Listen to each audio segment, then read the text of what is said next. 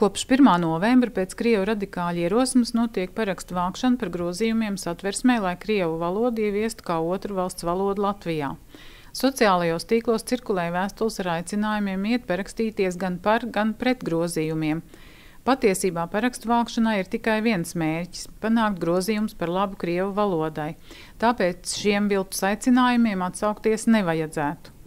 Kā rit parakstu vākšana un ko par to domā cilvēki, vaicājām vēlēšanu komisijas priekšsēdētājai Ildzei Lakstiņai un sastaptajiem liepājniekiem. Kopš vakardienas ir sākusies parakstu vākšana likumprojektā grozījumi Latvijas Republikas Satversmē.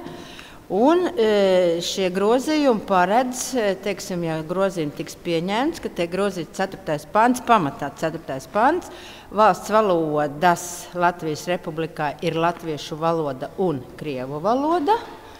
Un tad šobrīd vācam paraksts par to, lai otra valoda būtu krievu valoda.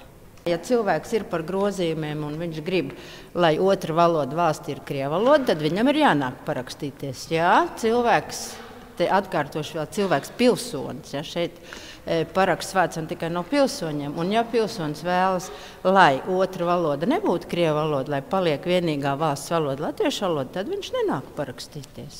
Vakar no 10 līdz 2 bija savākt 18 paraksti, un no 2 līdz 6 10. Un šorīt man ir 2 cilvēki atnākuši.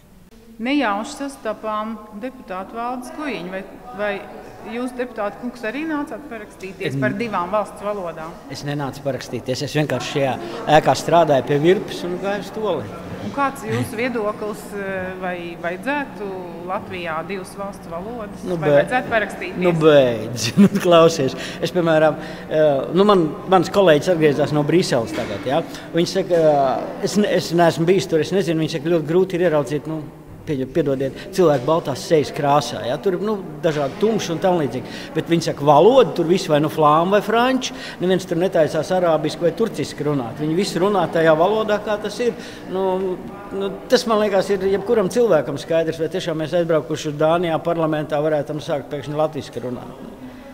Jā, krievu valoda, piemēram, grib ieviest vēl otro valsts valodu, lūdzu, bet tikai savā zemē.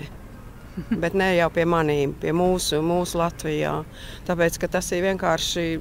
Es nesaprotu tos cilvēkus, kas 60 gadus jau vairāk jau dzīvo un nevar nevienu vārdu latviski pateikt. Un tas ir vienkārši pazemojoši arī priekš manīm, jo es esmu strādājusi gan Anglijā, gan Šveicē, gan Vācijā.